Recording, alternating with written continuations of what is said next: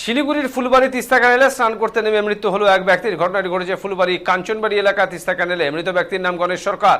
সে ফুলবাড়ি 2 নম্বর গ্রাম পঞ্চায়েতের পূর্ব ধনতলা জয়নগর কলোনির বাসিন্দা।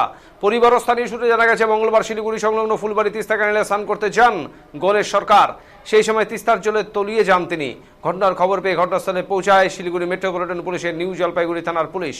পরবর্তীতে পুলিশ ও স্থানীয় বাসিন্দাদের প্রচেষ্টায় প্রায় 2 ঘন্টা পর ব্যক্তির মৃতদেহ উদ্ধার হয়। পুলিশ মৃতদেহটি উদ্ধার করে উত্তরবঙ্গ মেডিকেল কলেজ ও হাসপাতালে ময়নাতদন্তের জন্য পাঠিয়েছে।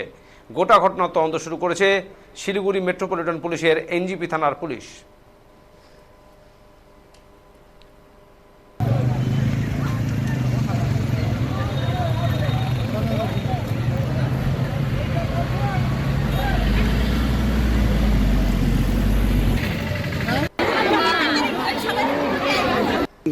কি দেখলেন? এখান থেকে আমি বোতল কুড়াই আসতেছি, ছেলেটা এখানে ওইখানে খেললো, কতক্ষণ খেলাই সেখানে যে ডুব দিছে না, আর উঠেনি। বললাম যে ও একাই ছিল?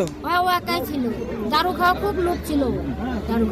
আর আপনি কি করছিলেন সেই সময়? আমি এখানে বোতল কুড়াই ওখান থেকে আসছি, আইসে এখানে বসলাম, বসে ওরা বললো কি রে উঠে নাই, আমি কি না উঠে নাই। তখন ও বললো কি তাহলে এখান থেকে এখানে আসো, কাজে কয়টা পোলাপান নামলো, নাইমা ডুবাইছে অনেকক্ষণ, পাইনি। তারপর আমি বাড়ি চলে গেছি। কি নাম আপনার? বরতলা। কি নাম ছিলেন? গণেশ সরকার। হ্যাঁ, গণেশ সরকার। বয়স কত? 35। বিবাহিত? মেয়ে আছে। হ্যাঁ, 6 বছরের মেয়ে। করতে এসেছিল এখানে? এই যে স্নান করবে বলাইছিল। স্নান করতে এসেছিল। কখন এসেছিল উনি? আমি তো জানি না, আমি বাড়িতে ছিলাম না। আমি মেয়ের বাড়ি থেকে আয়া দেখি না আমার ছেলে। ও কি প্রতিদিন এখানে স্নান করতে আসে? না, প্রতিদিন হয় না। আজকে এসেছে। এখন কি শুনলেন আপনি? আমি আর শুনলাম ওর বলে পায় না, ওই বলে জলে বলে জাপ দিচ্ছে।